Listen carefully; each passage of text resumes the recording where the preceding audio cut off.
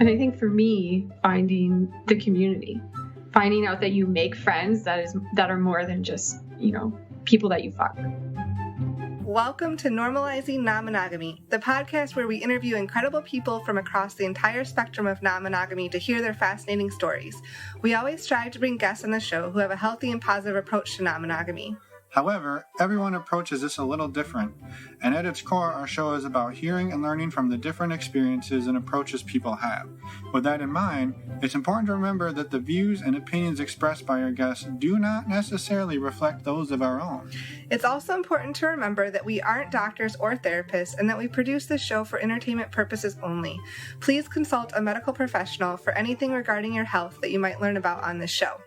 One final thing that we need to let you know about is that this podcast will hopefully include some explicit language. So, if that kind of thing offends you, we suggest you just keep listening until it no longer does. However, if you're under the age of 18, you should probably stop listening or gather up your parents and listen as a family. Enjoy! Welcome to episode 63. We're home! We're home! Well, we're back in the United States. Technically, we were actually home last week's episode, but we didn't know if we would have made it in time, so we recorded the intro before we got home. That's true. Cool story, bro. Yeah, good story. Also, we're Finn and Emma, in case you didn't figure that out. Yes. And this week, we have a fun, crazy interview with Sex Uninterrupted, a podcast/radio show out of Canada, the neighbors to the north. Yes.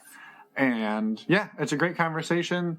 We cover lots of stuff from how they got into it, met as coworkers, which is kind of fun. Mm-hmm. Some really good sexual health talks, some jealousy. Yeah. Cameo from their cat. Yeah, very vocal cat for a moment, but yeah. Also, because we are home in the future, we should be able to have better Wi-Fi. Like we're talking 100 meg internet. Yeah, we're so excited. So that should help the sound quality, and we're hoping interviews from here on out are much better quality. So, however, this one and the next two do not follow that new pattern. So we were a little echoey. We were recording this in a tile room, no choice of our own. It's very audible. You can hear everything that's said, but we're a little tin canny, so we apologize. Sorry. We did the best we could. We did the best we could. All right, moving forward. Where are we going in 3 weeks? Yeah, we'll be at Atlanta Poly Weekend, June 7th to 9th. If you are interested in coming, please join us. If you've never been to Atlanta, it's a pretty cool city. It is. Yeah, we'll be there for the conference, and we've got a little table, a little presentation table, so we'll have some free stuff to give away. We got some swag. Woohoo. And swagger. No swagger. Also, one thing I didn't mention a minute ago about us being home and us traveling the last year, we wanted to say once again thank you to everybody for coming that came on the show, and then if we made you wait a while for your episode to come out, we know or to do the interview dealing with internet basically issues. our timelines were not the most convenient for people, and we apologize, but we wanted to say thank you to everybody who was everybody was super gracious and was like, hey, yeah, whenever you publish it, super cool. They didn't care. So thank you for your understanding and your willingness to work with us, and moving forward, new people that reach out, it'll be much better. Yes, well, we hope so. So reach out and test us. Yes. You can find us on our website, normalizingnonmonogamy.com or nnmpodcast.com. Yeah. And you can contact us there. That's the best way to reach us. It is. And real quick, we have a fun story to tell since this one's a little bit shorter. Fun story. So what happened was we landed in Florida. In Fort Lauderdale. From Lima. And basically, on our way from the airport to our friend's house, yes, we were able to go on our phones to stdcheck.com. Yes. You can even get there through our website and save $10. Right. But we went there. In the airport while we were waiting for the rental car. We made a reservation. We paid for our test panel. We then picked out which location we wanted to go to. It was a lab court over in their town. Mm-hmm.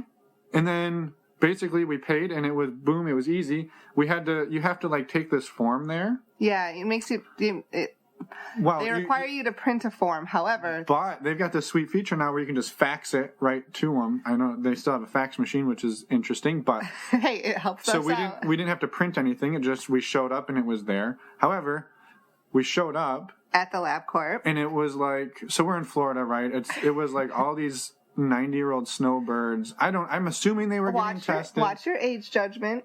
They were 90-year-old snowbirds. Yeah, that's true. That's not a negative. So I'm assuming they were all getting tested for STIs, but I can't verify it. However, they were definitely all trying to find their Medicare cards because it took forever and a day. Uh-huh. So we left. We got our forms and we left. And we said, you know what, we'll just change to a different location. Right, because we had a couple of days in this location. We wanted to figure it out. So we went on our phones and we changed locations. And boop, changed over, and then we showed up at the new place. 2 days later. 2 days later, because it was the weekend. Yeah. And they had us in their system, got us right in after we waited, but... We waited about 45 minutes, but it was also pretty busy. But once, as soon as the wait was done... Yeah, it took 4 minutes to do the test. So, gave some blood, pissed in a cup. Yeah. I made I filled the cup. Okay, we don't need to talk about that. Anyway...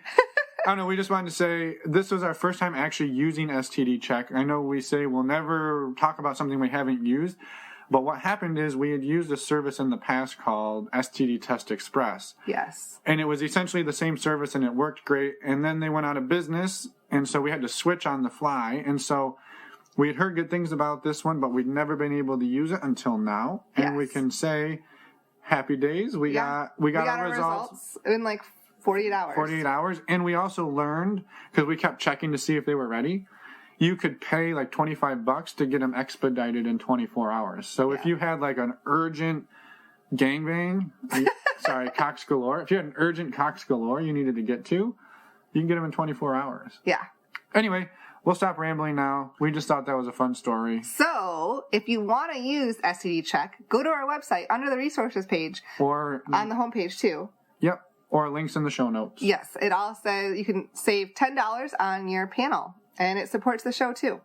So let's go do also, on that, sorry, you guys hate us. Anyway, we did draw all the winners for the $50 gift cards. There was 3 of them. Right. We were doing a giveaway back in March. And, yeah, we're slow, but we sent all the emails out. Some of the people even got theirs, so... Check your emails if you were one of the people who signed up or who entered the contest. Yes, you may be a winner. Actually, you may be. All right, let's go to the interview for real now, and we'll see you guys on the other side. Enjoy. Let's get it going, see what happens. Let's go. All right, well, Taara and James, welcome to Normalizing Non-Monogamy. Thanks for taking some time out of your frigid evening to chat with us. You're bundled up and we're about to take off all our clothes because it's so hot here. So thank you. Thank you for having us. Yes, thanks.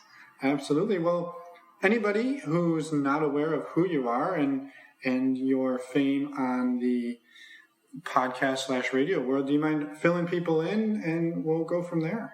Well, James. So we are Sex Uninterrupted with Taara and James. Oh my God. We do. That's the weakest sales pitch I can give. No, we are a radio show that comes out every week on the Sexy Lifestyle Network. Our show is called Sex Uninterrupted with Taara and James. It didn't start out that way. We started as a podcast called Sue on the Air. Mm-hmm. And then even before that, we started out as just a blog because Taara wanted to get the information about non-monogamy, consensual non-monogamy, swingers, swinger lifestyle, all that sort of stuff out to the public, I guess, to as far reach as we can go. And yeah, when we started, I think it was like 4 years ago, 5 years ago, 4 or 5 years ago. Yeah. We just started out with a blog about one of our trips. To hedonism. Yeah. And that's where it all began. Well, we started our non-monogamy career, I guess. Career. Before that. So take us back to the beginning. How long have you two been together, and how did your relationship evolve into the point about, I guess, bringing up non-monogamy? Well, it was kind of always there from the beginning. We met at work, and we were just friends with benefits for about a year and a half. And then we were fucking.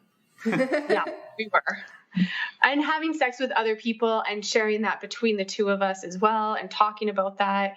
And I think also the fact that we worked together and had sex together. And well, it's not like we were just friends with benefits. I mean, we saw each other in a professional way too. That, like, you know, you go out for lunch, but you weren't able to have a drink. So you saw a very real side of each other without really purposely exposing ourselves. Well, it's almost like you got to see, like, because most people have like a work life and then they have like a home life, right? And those two usually aren't the exact same thing. And you're usually, sometimes, in some cases, you're not the same person. Right. So that kind of exposed us both to that, like, you have that work side and then you have this play side. And yes. And then it started to cross. Oh, yeah. And so we worked together for what, 2 years-ish? We were friends with Ben. I said a year and a half. No, we were friends with benefits for a year and a half, but we worked together for like 2 or 3 years. 2 or 3 years. Yeah. And the lifestyle just started from the beginning, because when we were friends with benefits, we would sometimes find a third or invite other people into the bedroom with us. And or our fivesome. It was, just kind of a natural, that's kind of why we got into a relationship, is because we wanted that together. Yeah, and it was the first time we were like super honest with each other. So when we were friends with benefits, we like told each other everything, pretty much. Well, had either of you explored non-monogamy before meeting each other, or was this your first foray into it? No, you did. What? You explored non-monogamy. Oh yeah, no. As I was saying, no, we explored, but we both had experiences before meeting each other. But just not in the lifestyle way. Yeah. Like, I definitely was involved in other things sexually with, more than one other person, and also explored my bisexuality as well. And you were cuckold. I was a bull, cuckold, manicorn. But he didn't even know what that was. I don't know what the fuck cuckolding was. Are you kidding? I was like, I had no idea. Anyways, and then when we got together, I started learning more about the lifestyle. And I was like, man, I was doing this when I was 20. Yeah. And I was cruising Craigslist for couples because I just wanted to fuck somebody's wife. So you were on the cuckold side, or were you on the bull side of it? I was the bull. Okay. But I didn't know what a cuckolding experience was. I thought I was more into it. He was just like, wow, these people are really nice. Well, and I was more great couples. And I was more into it just to have sex with the woman, and I wanted to kind of have like this like threesome and like, whatever. It didn't really matter to me. I was just there to please the woman. Yeah.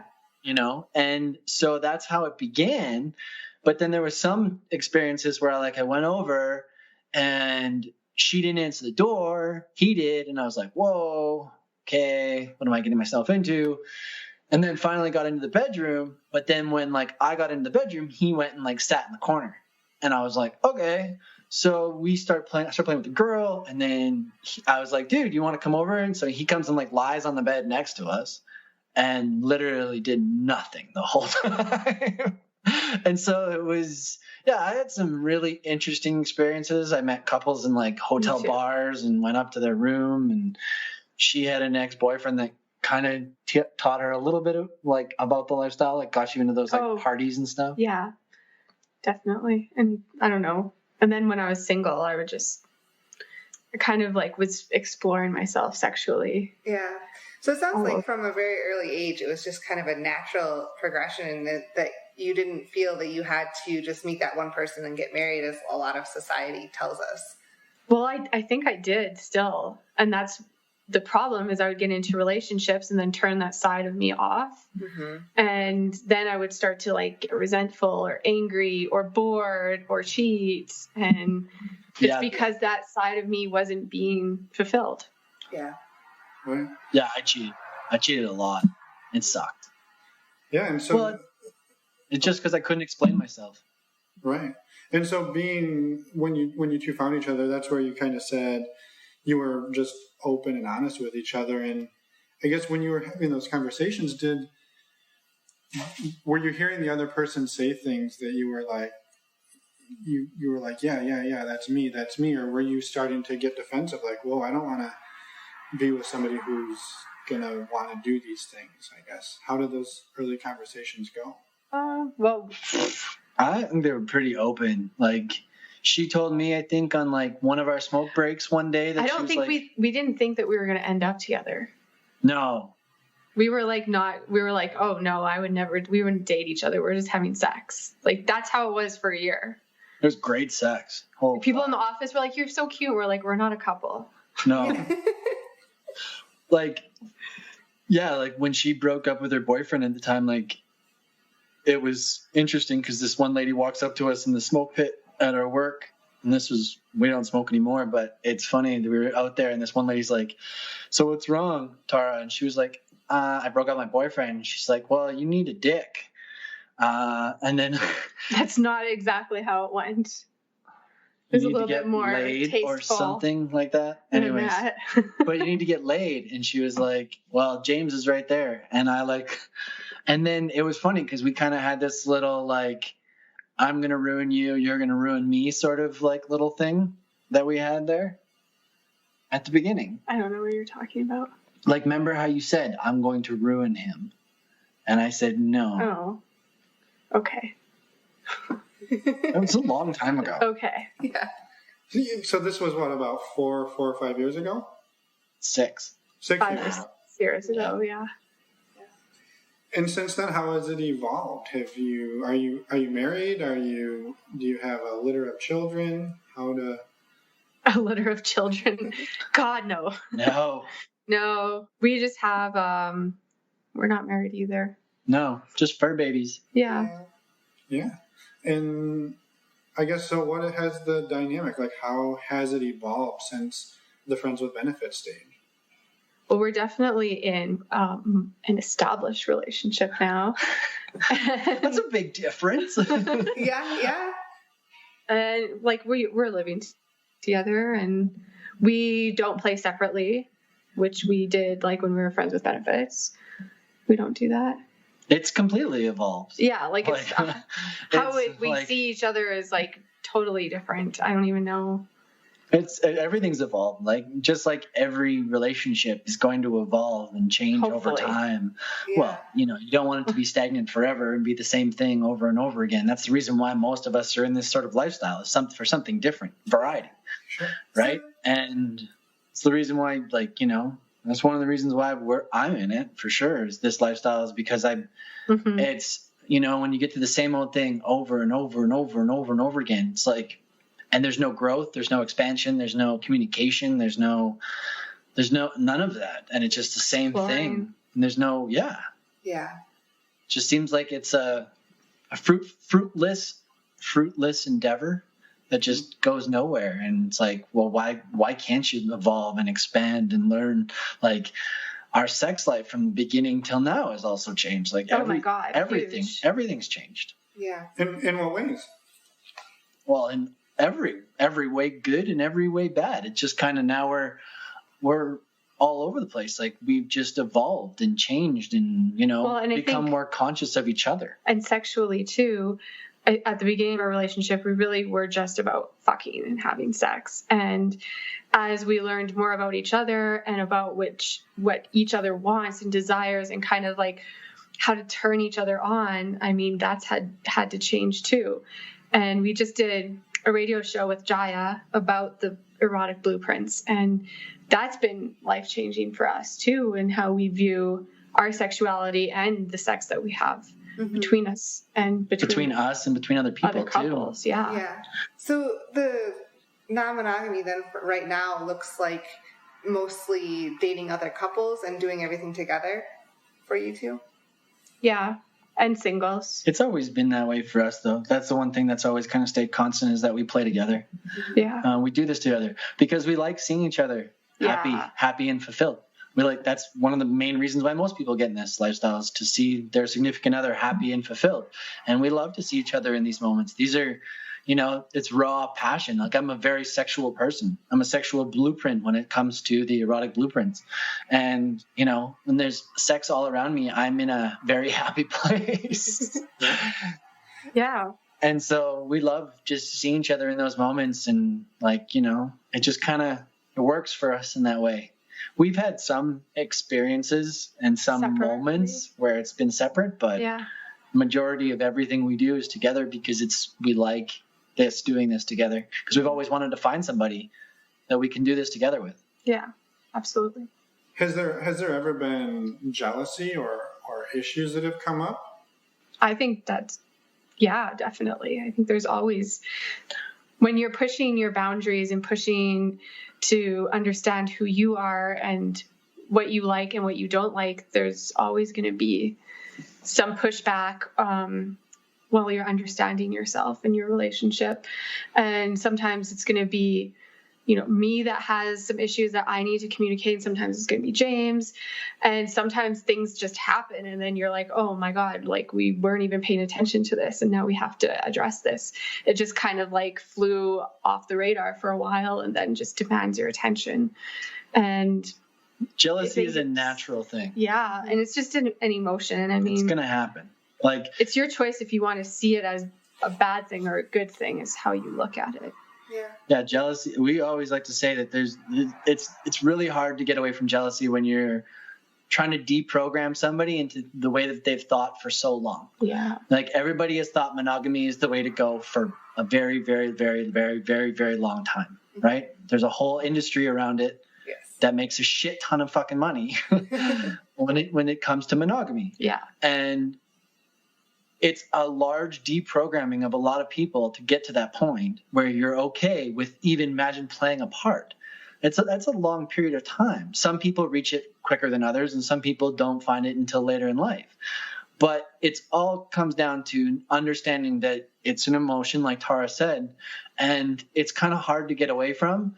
You just have to learn how to almost take that information and be able to say it without having to feel guilty, like you're you're saying something that's going to hurt somebody else, or because they really enjoyed it, addressing it, and learning how to communicate about this feeling, even though you may not understand it or the why you're feeling that way, but just getting it out in the open and being able to say it to somebody is just. And then, like Taara says in her course, it's one of the things is always just you can't control how somebody's going to react. You just can't. So understanding that and going to that point, I think it's great. And so what are some of the strategies that you use on a practical level to work through when something comes up that triggers a jealous moment for either of you? Definitely talk about it. First, ground yourself, take those deep breaths and try and understand where you're feeling it in your body and what's triggering it. And then either you, at any event, you're allowed to leave or you're allowed to take 5. And if that means you have to go outside and just have a quick conversation about it, or if you need to leave, then that's kind of what needs to happen. We've definitely been through that before. And just reestablishing, hey, I don't really like when you're doing this with this person right now. It's triggering something inside of me. It's making me feel uneasy. It's making me not feel relaxed in this environment. And I think right now we just need to not have that happen, or we just need to leave. And that's okay. Yeah, we say lots of check-ins.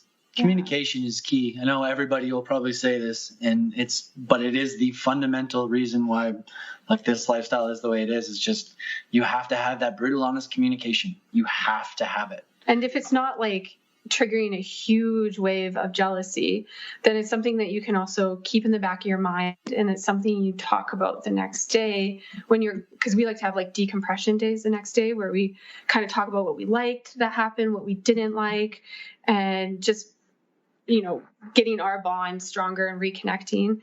And that's kind of, I'll bring up something that maybe tinged me a little bit, but wasn't enough to leave or to talk about that night.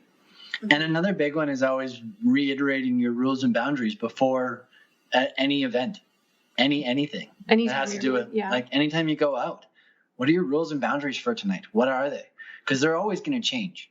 Like your relationship, like it always is going to evolve. So shall your day to day. So shall your rules and boundaries.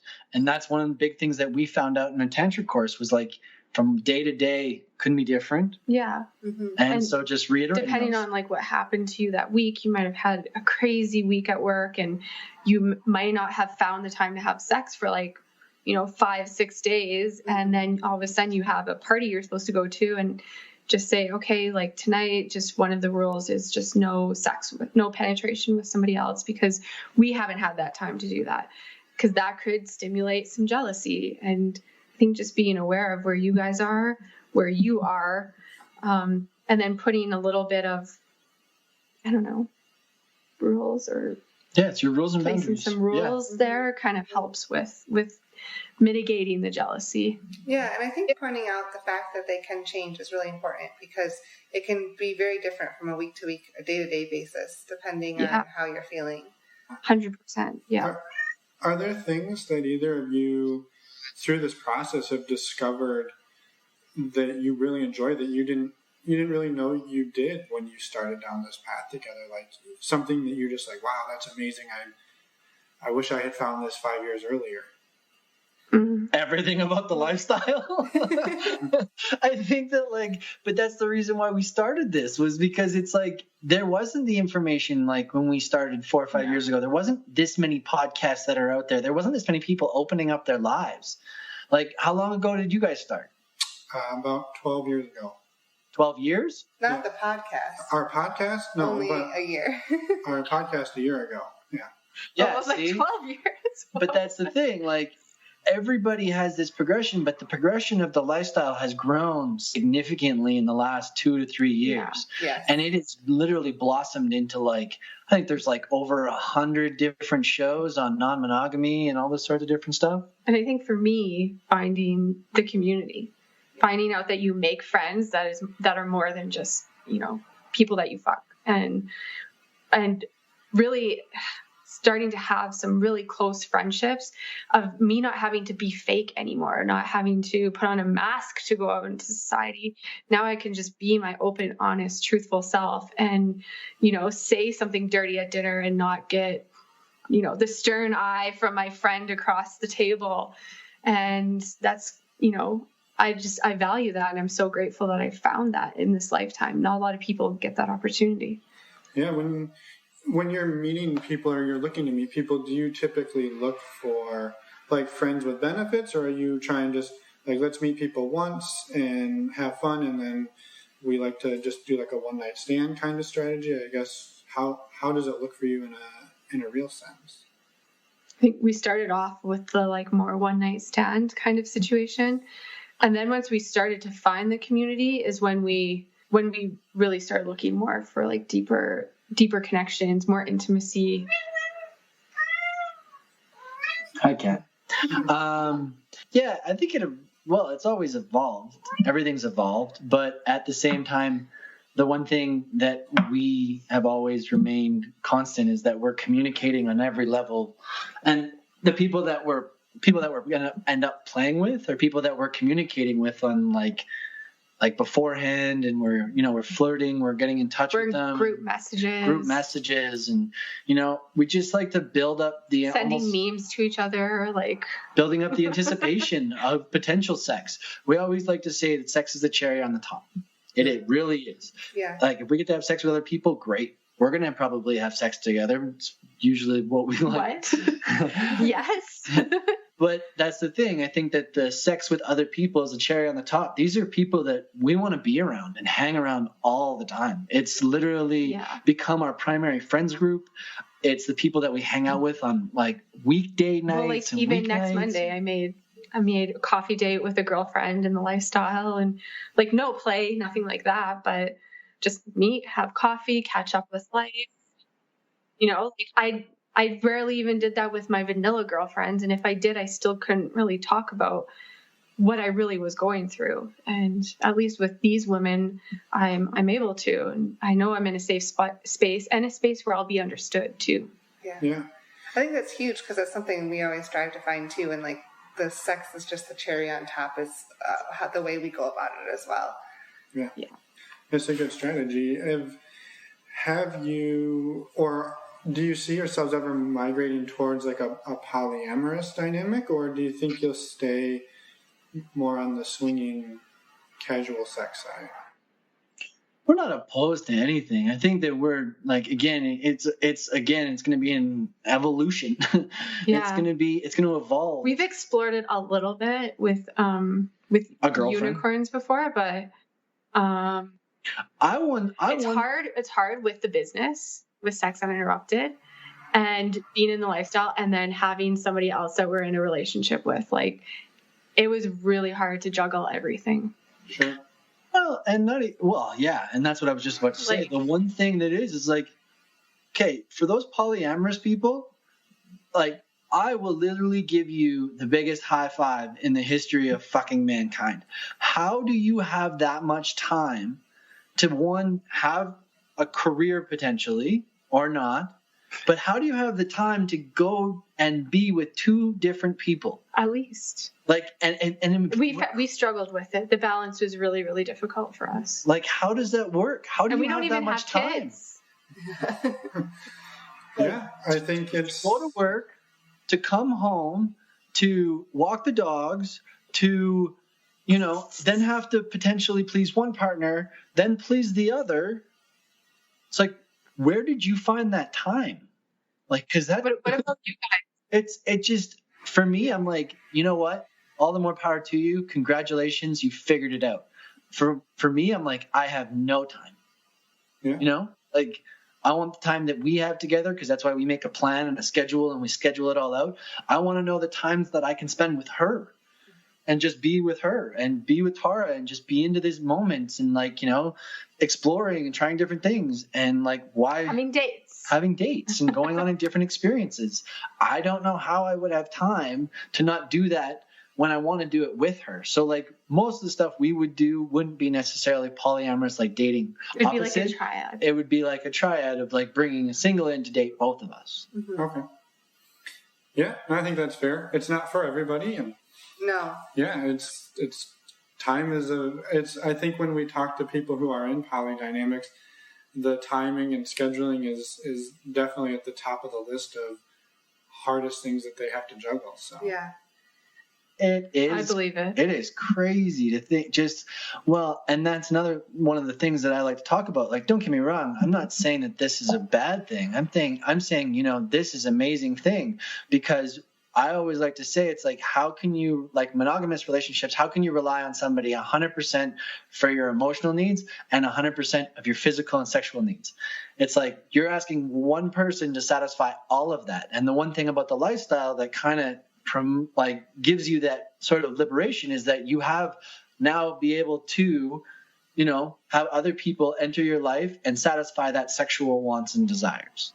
Or some of them. Some of them, yeah. Right? Not all of them. But then again, now you're just knocking off the percentages. I'm an accountant by trade. So when you start knocking off numbers, and the in percentages get lower. polyamory, you can maybe find something in other partners that your other partner is lacking or not very strong at, like being romantic or, being sensual or being kinky, right? Yeah, like, exactly. Especially kinky in this world and in this lifestyle has been great, because it's like, I'm not the kinkiest person. I'm a very sexual person, but like kinky's not my forte. I do like kink, but I'm not the biggest fan of, I feel like I'm hurting somebody. Yeah. So that's why kink doesn't really resonate with me. But it's great in this lifestyle because you can go and find somebody who's kinky that, can satisfy that kink for you. Mm-hmm. And if Taara wants to be a dominatrix and beat the shit out of somebody, that's what she's going to go and do. Only if you're lucky. So along the lines of all of this, I think is people, looking in from the outside are, one of the questions that always comes up is, how do you keep yourself safe? Not necessarily in the getting the shit beat out of you from a dominatrix, but sexually speaking, like you're keeping yourselves healthy and ready to go on a moment's notice. How do you two handle that? Oh yeah. We're tested every 3 months. It kind of depends. We like to, before a big event, so like before going to like Naughty and Nollins or something, we definitely like to get tested and just make sure everything is good before we go. One of my friends, a girl I know, that she owns a company called Direct Health Solutions. She comes to your house and just does all the testing at home for you. It's only $99 Canadian, which is pretty freaking cheap. Yeah. And she does everything. She knows all about the lifestyle. So she, goes above and beyond. She even does like throat swabs and stuff. And she gives you just a text. Like 2 days later, you get everything back, which is super awesome. Yeah, is that a Canadian, like a local resource to your area? I'm assuming she doesn't fly all over the country. Yeah, just in Calgary. Yeah. Okay. That's still a good resource. Appreciate it. I think there's a few, like, they're starting to pop up more and more. She does, she's like an at-home nurse, but she knows about the lifestyle, so that's kind of something she's niched herself into. And sexual health is literally the number one thing that always is what deters people from getting into this lifestyle, is fearful of contracting an STI. Yes. And honestly, we had a conversation with a nurse. As long as you're making sure that you're staying up on your panels and making sure you're getting your panels and you know your information, one, it should be a topic of conversation that gets brought up within the first date. If you're dating somebody else, if you're going on a date with another couple, it should be something. When was your last panel? And then really, to be even more honest, it's like, well, since your last panel, have you played with anybody? It's still a question you can ask.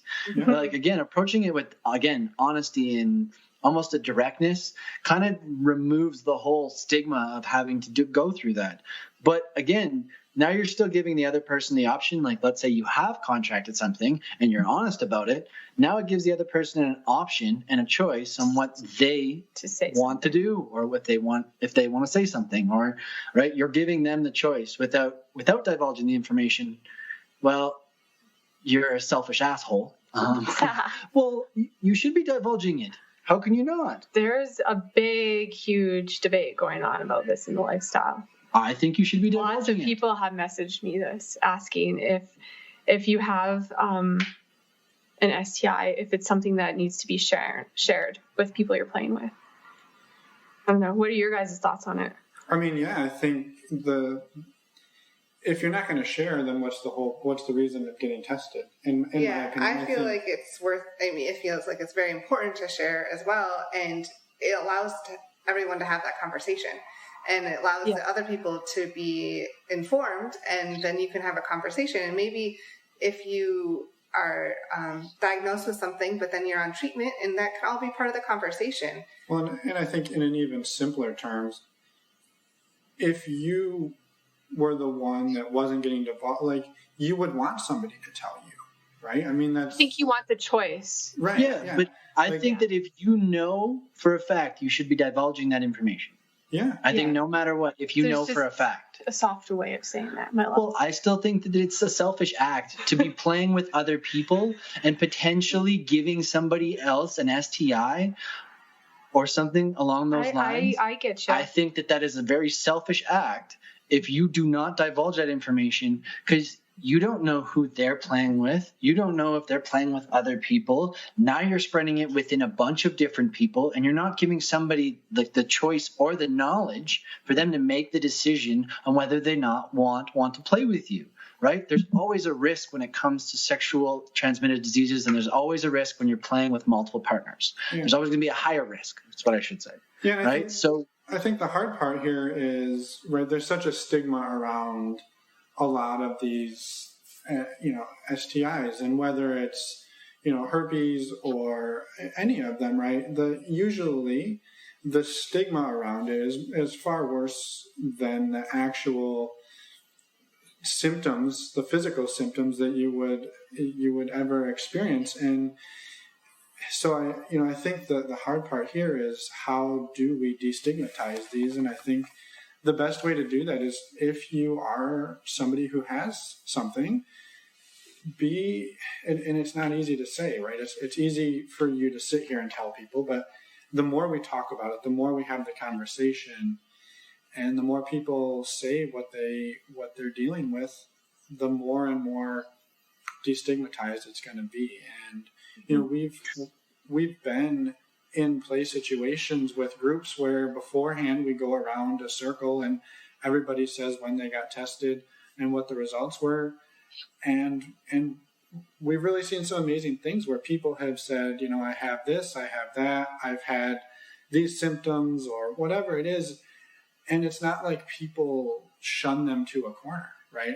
It's giving people the option to say, okay, I know this person has HSV1, and now I get to decide, is it worth it for me to play with them and potentially expose myself to that? It doesn't mean... Or you could choose to use barriers and for something that maybe you wouldn't otherwise. Right. And so yeah, exactly. It's all about giving people the choice around their sexual health. And I think that's something that we all want from our partners, and you really have no reason not to give that back to somebody else. Exactly. And that's my opinion on it. No, that's very well said. and not even, and to the point, I think that it also goes like there are also multiple platforms where I'm almost positive there are other people who are either positive of something that you may have as well, and I guarantee that there's groups out there. I know like support groups. Yeah, I know that there are some couples in the non-monogamy community that are definitely looking for that, because I think that there should be a group of people that, you know, have the HSV1 virus, and they can now have the choice between the two of them. Like, again, that's that one thing where you're now able to communicate with people who have the same technical infection, their same STI, and now you can have the choice whether you want to play with them, because now you're like, okay, well, we both have it. Maybe there's no risk on passing it to either of us. I've kind of seen that in like, because I'm in a Ladies of the Lifestyle group on Facebook, and one of the girls shared that, like, and it's 700 women in this group, and you know, the amount of women that like were so touched by the fact that she opened up about what she had was like they found so much power in that as well, and also kind of brought you know, her to closer with other women around her that maybe needed that support too from her, or needed somebody to say it, right? Like you said, kind of almost like normalizing the conversation around it. Yeah. But I think there's even more stigma too around something like HSV1. I mean, that one in particular is very, very common, and among non-monogamous folks, but also just among the general population. And people need to be, learn and be educated about what it is, what they all are, and how to handle them all. And there's just a lot of lack of that information out there. I think that, at least, this is a whole another topic, but at least in our sex education systems. Yeah. Oh, yeah. Yeah, we had an interview with a nurse talking about all this stuff and the risks you take and all the different risks and all the risks that you have, and she was great. Yeah, she explained it all, and she knows about the lifestyle, so that's why it was like great for her to come on. And she also was like, you know, I'll give you your results. I'll tell you that's matter one that does what, it at home. at the home. We interviewed her. Yeah, so it was great because she gave us a great analogy from a nurse's perspective of like, you know, and then once you know, if you do have something, tell people and make sure that you're divulging that information. Like, she was pretty adamant about, like, if you have something, you should be telling your partners. Yeah. Like, no matter what. Yeah. And that's coming from a practitioner, so. Yeah, so we'll make sure to link to that episode in our show notes too, in case anyone's looking for that exact topic. And I think maybe on like a closing note for this piece of it, just for people that are listening that know they have something and are afraid to talk about it, I think it goes back to the adage. I think it's probably a Dan Savageism of, you know, you tell somebody one thing about you and how they react tells you everything you need to know about them. And I think what we've seen by and large in the lifestyle is when people share this type of stuff, they are greeted with, you know, thank you for sharing that. And now let me talk with my partner about how we want to navigate this. And that's not to say like we're never going to touch you, but now we know, like, hey, do we need to increase barrier usage? Is there a medicine that we can get on, whether it's prep or Valtrex or whatever it is to help all of us be safer about this. And I think it's not an easy conversation to have, but it is a really good one to have. And I think, and if someone, to your point, if someone reacts very badly to you saying that, then you didn't want to deal with them anyway. Yeah. That's not the right people. It's like the same person that would react to you saying no negatively, exactly. Right? Yeah. It's like, well, okay, now I know why I said no. Yeah. So that's went really deep on that, and I appreciate it. And I think, well, and we always play safe when we're playing outside of our relationship. So always play safe. And that means for you, like condoms. And does that mean other barriers? I wouldn't be opposed to it, right? And just always being safe. Playing safe as safe as you possibly can. Like even on dildos that we have, like making sure to use condoms with them because they're porous, and so you gotta toys. Yeah. Changing partners, always change condoms. Like in group situations, washing your hands and cleaning up between partners too. Yeah, very good tips. Yes, I wanted to ask. You are one of the only back 4 or 5 years ago when you started your blog and then podcast, you were one of the only ones out there. Where did you get the idea, and what was behind that wanting to share all the information? Because we were young once and wanted information. And we couldn't find it. And that's like, we were like, if I had found this lifestyle when I was 19, 20, doing the things that I was doing, like my whole life would have been different. Yeah. There would have been like a lot. I would have known who I was a lot sooner. Yeah, I would have been able to find this community, and I would have been able to find, like, we may not have found each other, but, we came into it at the right time and where we were and what we were doing. But I think that the reason why is because we were young, looking to explore, and we were looking for information, and we struggled. Like, we were on Craigslist looking for people. We didn't know what to do, what the lifestyle really was about. Mm-hmm. Like, we didn't really have much of a basis to go off of. We knew about swinger parties back in the 70s, of fishbowl parties, and thinking, well, that's what it is. And like, swinger clubs are all these older people that are just DTF. And then like I would go online to more well-known places, like even Desire Resorts, right, trying to find information, or Hito, trying to find information about the lifestyle, and I couldn't find anything. Like, really, I didn't know what No, we just didn't know what the lifestyle was. Yeah. And that's why we wanted to share our story. And, well, Taara was an excellent writer. I'm more of a talker. And so, yeah. But yeah, no, it's just evolved from just wanting to share information to really wanting to help people if they're ever in like the situation that we were in and they're looking for an outlet to help them get through something or maybe find their way. Like, that's what we just wanted to do, is just help people in understanding that thinking of non-monogamy in a kind of casual way is an okay thing. Right. Yeah. Just like your name. Normalizing non-monogamy. Yep. Well, we appreciate the plug. So one of the things we like to bring up, and maybe this is a decent segue, being that you were looking for information early on and probably were fumbling around a little bit here and there. Is there any funny or entertaining maybe blooper that happened to either or both of you in your time? Like, I don't know, it's something that we like to ask so people know that it doesn't always go perfect, because there's the stigma that everybody just nails it every time. And it's far from perfect, guys. Everyone listen, it's far from perfect. There will be great, amazing times that'll work out 100% in your favor. What's an example? And there are times where, well, we kind of shared some on one of our last episodes was sexy swinger stories. That wasn't bloopers, though. We did do bloopers in the beginning of it. Remember? Oh, talked about pull from the base. Oh, okay, there's a good one. Yeah, we were at an orgy, and we were in an orgy, and Taara was downstairs with the host's wife, and the host, male, was in the bedroom slaying, having fun. Anyways, I don't know what I was doing, but I was literally sitting on the bed watching these two have sex on the couch. And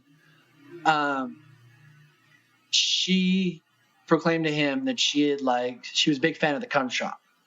So he was like super eager about this. So he's pounding away, and then goes to ejaculate on her. So he pulls out and goes to take the condom off. He grabs from the tip of the condom and pulls away. At this point, the condom broke, snapped back, and smashed him in the tip of the dick. As he's coming. So he's coming, and the condom came back, snapped him, hit on top of his head, right around the hole, and it literally increased his dick size by about half an inch. He got a blood blister because there was so much blood in there. It ruptured all the vessels in the tip of his dick. And so he increased his dick by about half an inch. Comes all over her, mix of blood and semen, because it like broke the skin. Comes on her, runs to the bathroom, is like, oh my God, what did I just do? Comes into the room and so guys, I really fucked up my dick, and turns around and he's got literally a half-inch extra head on his dick. Then runs out of the room, came down to us, to me and his wife, and he's like, oh my God, honey, look what happened. And we were just like, what the fuck? It looked so, it's like, you need to go to the doctor. But I don't think he did. It was just like a big blood blister on the end of his penis. Anyways, the long story short is, if you are going to remove a condom in haste, pull from the base. Yes. Pull from the base and slide it off. You guys should write children's books. We're like, pull from the base. That's like a saying. Song. Like when we get into the next orgy, it's pull from the base. Yeah. Pull from the base. Oh man, I bet you watching this, James, was horrified at it. Didn't know what you were watching, right? I was staring down Main Street and I was like, what just happened? I literally was in shock. I was in shock. I was like, okay, wait, did that actually just happen? And no, flat out. Pulled the condom, snapped back, hit him in the tip of the dick. And probably happened so fast, though, too. It was so fast, but he was coming at the same time, which was kind of funny, right? The guy's like, oh my God. And he's freaking out. Oh, man, it was just... That's torture. But it was comical. You can't stop yourself from coming when you get to that point, right? Right. Point of no return. He's at the point of no, yeah, exactly. The point of no return, and just absolutely lets it go. And I was in awe. I was shocked.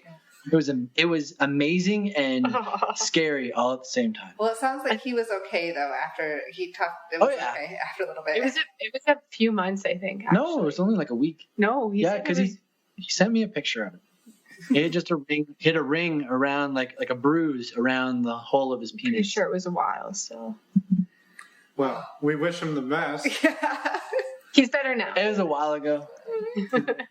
Excellent. Well, we appreciate that graphic retelling.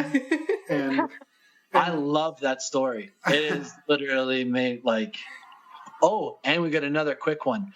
A woman, while her husband was going down on her, and I was going down on Taara, and we were on the same bed. She's like, I got to go to the bathroom. He lifted up out of between the legs. She came around, swung her legs around, and heel clocked him in the eye socket. Full on heel in the eye socket. Just cracked him. Guy's got a half open eye. It was swollen right away. I was like, am I going to take this guy to the hospital? It was quite interesting. So it doesn't always work out in everybody's favor, but it is fun. Yeah. So when you say you always wear protection, it's hockey helmet with a full cage, 100%, and just a cutout for your tongue. Yeah. Football helmet, shoulder pads, anything else you feel like you might need. Perfect. Scissors if you're going to use rope. Perfect. Well, thank you both, I think, for coming on. Is there anything that we didn't touch on that you wanted to get out into the world? Not that you don't have your own platform, but... I don't know. How do they find us? I was going to say, plug yourself. Plug ourselves. Okay. didn't take that cue very well. You can find us at sexuninterrupted.com. There you can find all the links for the radio show, for events that we have coming up, for travel that we have coming up, and just lots of good info about the lifestyle as well that I share on there. At least once a month I'm updating it. So Very cool. yeah, that's the place to be. Yeah. Well, thank you for that, and thank you for coming on. And have a wonderful night. Stay warm, and we will be in touch. Yeah, thanks so much. Thank you for having us. We're back again. We may be home, but we don't have a good way to come back yet. We got to work on it. But Okay. since we're back, we have a couple things we do want to say. First off, thanks to Taara and James. For their time, for coming on. Also, we're going on their show later this summer. Yeah, to we're talk not sure exactly when yet, but we're going to get that set up. We're working out some dates. That's our fault, not theirs.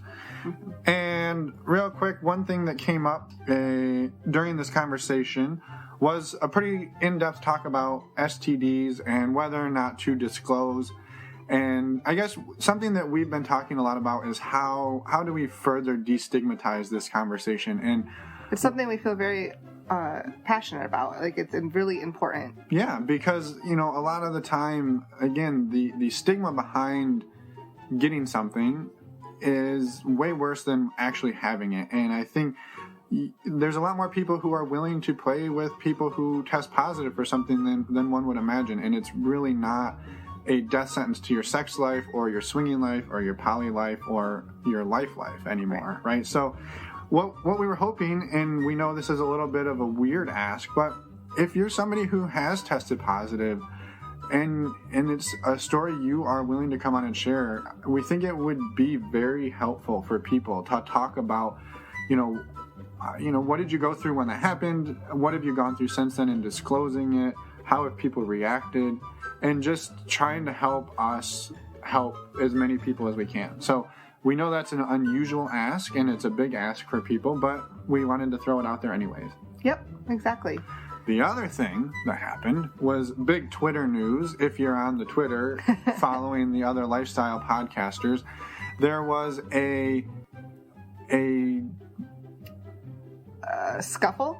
Sure. Kerfuffle. A brouhaha down at Desire in Mexico. Basically, two women who are podcasters, the Torrid Souls. We interviewed them a couple weeks back. They went and showed up and basically were turned away because they went to show up for a day pass and were turned away because they were a same-sex couple, even though they had been there multiple times before. So we've talked a little bit about in the behind the scenes about how we wanted to handle this, whether it was asking people to write an email to Desire. We don't really want to, because overall we want Desire to loosen their rules and to be a little bit more open-minded. Get up to speed. But they're also, we talked to Torrid Souls a little bit about this just the other day, and they're in talks, it sounds like, with Desire. So rather than us preemptively say something that doesn't need to be said, we just want to butt in a little bit. Yeah. We're gonna stand back for the time being. Yeah, we just wanted to acknowledge that it happened because we talked about it on Twitter, saying that we wanted to do something, and we do, but we also want to make sure we have all the facts before we do. So we're not going to do anything at the moment. Right now. But we will soon when we have more info. So we'll update you when we know more. All right. Next week. Wait, before next week. One resource we just wanted to mention quickly is a dating app called Polyfinda. Polyfinda? Okay, you're right. Polyfinda. We got the green light for that. You can go back and listen to their episode 58. 58. And it's a dating app, but it's also a community. And if you're looking for meeting other sexy people or just you don't have to be people, poly. No. Or named Finn. No. You can be just open-minded. Yep. Exactly. So go check it out. Go check it out. And next week we've got Molly and Greg. Very cool interview. Yes. Yeah, awesome couple. We don't want to do any spoilers here, sort of like Avengers Endgame. We don't want to ruin it for people. But stay tuned. Next Wednesday, that one will be live. All right, my throat's getting dry. I've talked too much. Yeah, you've talked a lot. Yeah. I should have interrupted you more. Yeah. Okay. Bye, everyone. Bye-bye.